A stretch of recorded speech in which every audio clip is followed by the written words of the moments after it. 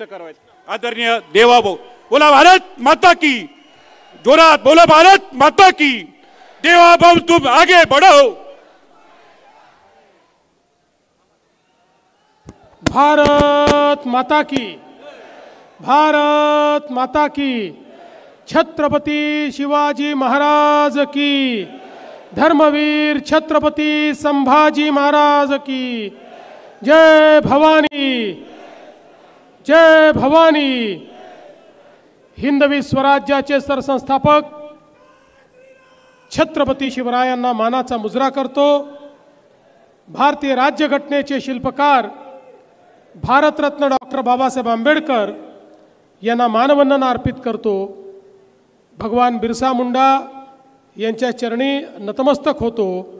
आणि आज या अतिशय भव्य अशा आपल्या सभेमध्ये मंचावर उपस्थित असलेले राज्याचे जलसंपदा मंत्री माननीय गिरीश भाऊ महाजन, आमचे दुसरे सहकारी माननीय जयकुमारजी रावल, विजय चौधरीजी, आपले लोकप्रिय आमदार राजेश पाडवीजी, निलेश माळी, दीपक बापू पाटील, समिधा नटावतकर, कांतीलालजी तातिया, लक्ष्मणजी कदम, मुन्नालालजी रावल, मुन्नादादा रावल, जयश्रीताई अहिरराव, शहाद्याचे आपले लोकप्रिय उमेदवार श्री मकरंद पाटीलजी, तळोद्याचे जितेंद्र सूर्यवंशी, नवापूरच्या डॉक्टर अभिलाषा वासावे आणि या ठिकाणी उपस्थित अतिशय मोठ्या संख्येनं या कार्यक्रमाकरता उपस्थित असलेल्या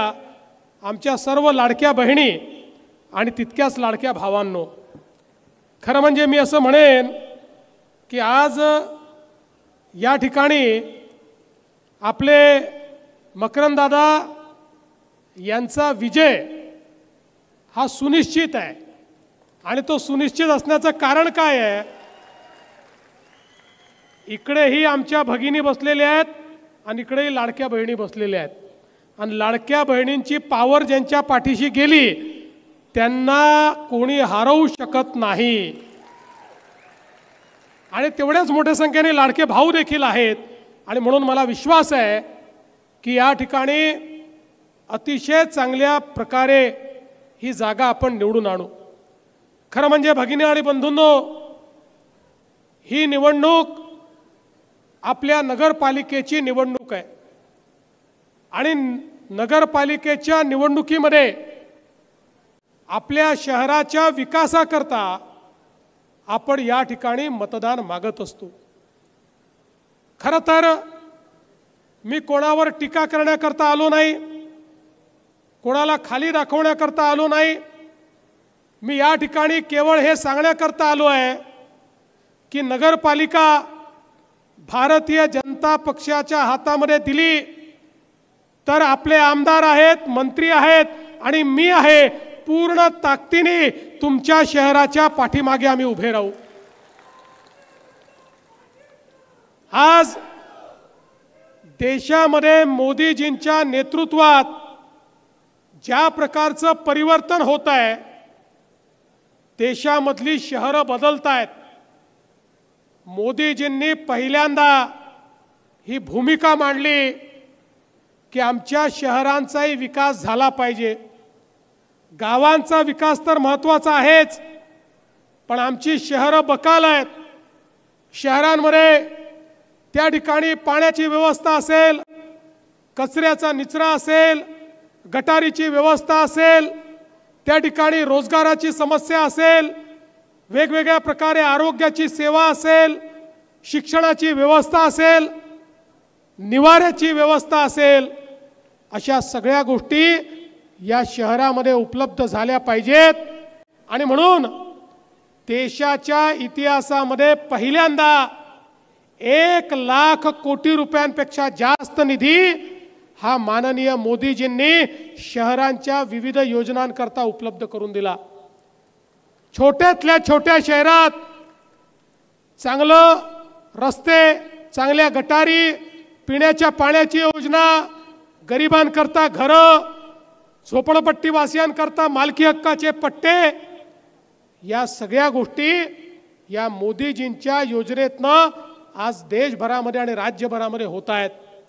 आणि महाराष्ट्रामध्ये देखील आपण जर बघितलं तर महाराष्ट्रात 6.5 कोटी लोक महाराष्ट्रातले हे 40,000 गावांमध्ये राहतात आणि तेवढेच 6.5 कोटी लोक महाराष्ट्रातल्या 400 शहरांमध्ये राहतात। अर्धी लोकसंख्या ही केवळ या ठिकाणी शहादासारख्या 400 शहरांमध्ये राहते। या 400 शहरांमध्ये जर लोकांचा जीवनमान आपण उंच केलं, लोकांना अन्न वस्त्र निवारा शिक्षण आरोग्य रोजगाराच्या सोयी दिल्या तर अर्धा महाराष्ट्र आपण बदलू शकतो आणि लोकांचं जीवन देखील आपण बदलू शकतो। आणि म्हणूनच आमचा प्रयत्न हा आहे, आम्हाला नगरपालिकेची सत्ता गाजवण्याकरता नको आहे, आम्हाला केवळ खुर्च्या तोडण्याकरता नको आहेत, तर या ठिकाणी मोठ्या प्रमाणात शहर विकासाच्या योजना आम्ही हातामध्ये घेतल्या आहेत। एक ब्ल्यूप्रिंट आमच्याकडे, शहर कशी बदलू शकतात, शहरातल्या गरीबातल्या गरीब माणसाला विकास कसा आपण देऊ शकतो, त्यांच्या जीवनात परिवर्तन कसं घडवू शकतो, अशा पद्धतीची एक पूर्ण योजना आम्ही तयार केलेली आहे। आणि आपल्याला आज मोदीजींचं सरकार असेल किंवा वेगवेगळ्या एजन्सीज असतील, या माध्यमातून मोठ्या प्रमाणात निधी देखील प्राप्त होतोय। मी खरं म्हणजे आपले आमदार राजेश पाडवी यांचंही अभिनंदन करेन की राजेशजींनी सातत्याने योजनांचा पाठपुरावा केला आणि म्हणूनच आज 213 कोटी रुपयाची भुयारी गटार योजना ही मंत्रालयामध्ये त्या ठिकाणी पोचलेली आहे। राजेशजी तुम्ही चिंता करू नका, मुख्यमंत्री या ठिकाणून सांगून जातो आहे, ही तुमची भुयारी गटाराची योजना मंजूर करून त्याला निधी उपलब्ध करून दिला जाईल। आणि एवढंच नाही तर केंद्र सरकारच्या मदतीनं तुमची 79 कोटी रुपयाची वाढीव पाणी पुरवठा योजना आहे, तीही अंतिम टप्प्यामध्ये आहे, त्यालाही पूर्ण निधी हा उपलब्ध करून देण्यात येईल। आज खरं म्हणजे आपल्याला कल्पना आहे की विशेषतः अतिक्रमित जी लोक आहेत यांचा एक मोठा प्रश्न निर्माण झालेला आहे। घरं आहेत पण पट्ट्यावर अतिक्रमण असल्यामुळे त्या ठिकाणी अडचणी आहेत, पट्टे मिळू शकत नाही। काही ठिकाणी लोक राहत आहेत, घरकुलाची योजना आहे पण पट्टा नसल्यामुळे घरकुलं मिळू शकत नाही। मला सांगताना आनंद वाटतो, नुकताच आपल्या सरकारने एक शासन निर्णय घेतला आहे आणि या निर्णयाच्या अंतर्गत आपण सगळ्या अतिक्रमणधारी ज्यांची घरं आहेत त्यांना मालकी हक्काचा पट्टा देण्याचा निर्णय आपण केलेला आहे। त्यामुळे ही आता अतिक्रमण आपण नियमित करू आणि ज्यांची अतिक्रमण नियमित होतील त्यांचं घर जर कच्चं असेल तर त्यांना पक्कं घर बांधण्याकरता देखील 2.5 लाख रुपये निधी हा राज्य सरकार आणि केंद्र सरकार मिळून या ठिकाणी देणार आहे। सगळ्यात महत्त्वाचा विषय आपण जो मांडला की आज या भागामध्ये नदीच्या किनाऱ्यावर बसलेले जे लोक आहेत त्यांचा मोठा प्रश्न आहे। त्यांना त्या ठिकाणी अतिक्रमित समजलं जातं, कुठल्याही परवानग्या मिळत नाहीत आणि म्हणून आम्ही आमच्या गिरीश भाऊंच्या जे जलसंपदा विभाग आहे या जलसंपदा विभागाला आम्ही सांगितलं की नव्याने ब्ल्यू लाईनची आखणी करा। या सगळ्या जुन्या आखड्या आहेत, त्या आखड्यांमुळे मोठ्या प्रमाणात लोकांच्या घरांचं नियमितीकरण करता येत नाही, लोकांना पट्टे देता येत नाही आणि म्हणून आता आधुनिक तंत्रज्ञान आलेलं आहे, आता आधुनिक व्यवस्था करणं शक्य आहे आणि म्हणून नव्याने अशा प्रकारची आखणी करायची आणि नदी किनाऱ्याच्या जवळ जे लोक आहेत त्यातल्या ज्या लोकांना सुरक्षितपणे आपल्याला मालकी हक्काचा पट्टा देता येतो तोही देण्याचा निर्णय हे राज्य सरकार घेणार आहे, हे देखील या निमित्ताने मला आपल्याला सांगायचं आहे। आणि म्हणून मी आपल्याला एवढंच सांगण्याकरता आलो आहे, आपल्याला एक मोठं परिवर्तन या ठिकाणी घडवायचं आहे। आज तुम्ही बघा आपल्या या जिल्ह्यामध्ये नंदुरबार जिल्हा असेल, धुळे जिल्हा असेल, आपल्या सरकारने मोठ्या प्रमाणात काम केलं। प्रकाशा बुराई सारखी योजना जवळपास 800 कोटी रुपये या योजनेला आपण दिले आणि यातनं मोठ्या प्रमाणात आपण काम सुरू केलं।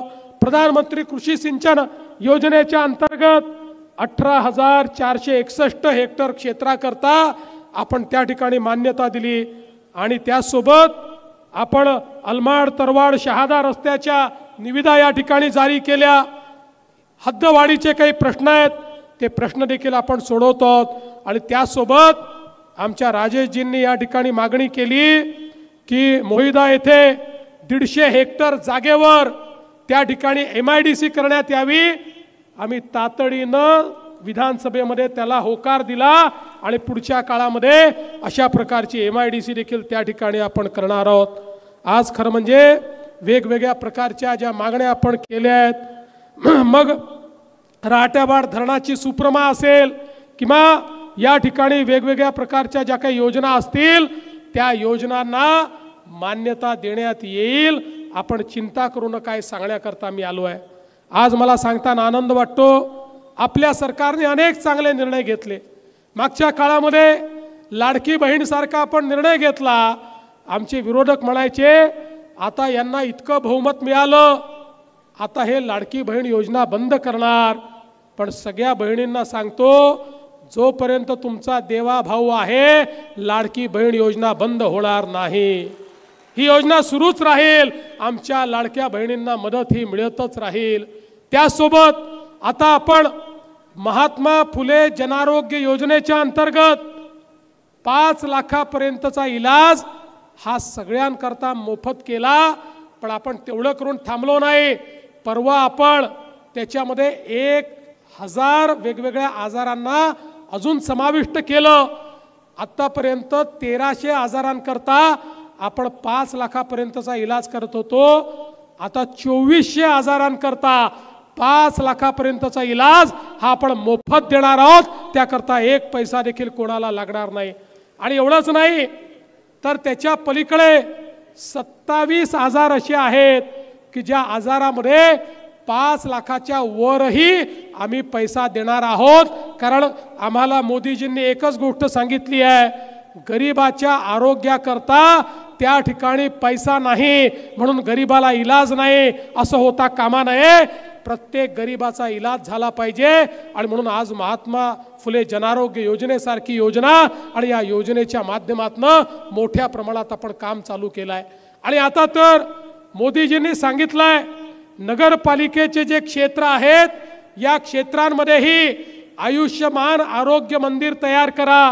प्रत्येक क्षेत्रामध्ये आयुष्यमान आरोग्य मंदिर तयार करण्याकरता माननीय मोदीजींनी आपल्याला पैसे दिलेले आहेत। हे आयुष्यमान आरोग्य मंदिर छोटे मोठे जे आपले आजार आहेत या आजारांकरता त्या ठिकाणी डॉक्टरची व्यवस्था आहे, त्या ठिकाणी मोफत औषधीची व्यवस्था आहे, त्या ठिकाणी उपचारांची व्यवस्था आहे आणि त्यातनं सामान्य माणसाला मोठ्या प्रमाणात हा फायदा देण्याचं काम या निमित्ताने आपण करणार आहोत। आणि म्हणून माझी आपल्याला विनंती आहे, खरं म्हणजे जनता चौक आहे या ठिकाणी जेव्हा जेव्हा मी आलो त्यावेळी आपला आशीर्वाद मिळालेला आहे आणि आजही इथली सगळी संख्या पाहिल्यानंतर मला तर असं वाटतंय संपूर्ण शहरच चौकात आलेला आहे का, इतकी मोठी सभा तुम्ही या ठिकाणी केलेली आहे। आता या मोठ्या सभेला आपल्या मोठ्या विजयामध्ये परिवर्तित करा। 2 तारखेला या ठिकाणी कमळाचंच बटन आपल्याला दाबायचं आहे। मी तुम्हाला हे सांगण्याकरता आलो आहे, 2 तारखेची जबाबदारी तुम्ही घ्या, पुढच्या 5 वर्षाची जबाबदारी देवाभाऊ घेईल। पुढचे 5 वर्ष तुमच्या पाठीशी हा देवाभाऊ उभा राहील आणि म्हणून 2 तारखेला कमळाचं बटन दाबून एक दणदणीत विजय या ठिकाणी मिळवा आणि तुमच्या स्वप्नातलं शहादा करण्याचं काम आम्ही या ठिकाणी घडवून दाखवू। एवढंच या निमित्ताने बोलतो आणि माझं बोलणं संपवतो। धन्यवाद। जय हिंद, जय महाराष्ट्र। धन्यवाद। 4ही नगराध्यक्ष पदाच्या उमेदवारांनी सत्कार करावा आदरणीय देवेंद्रजींचा।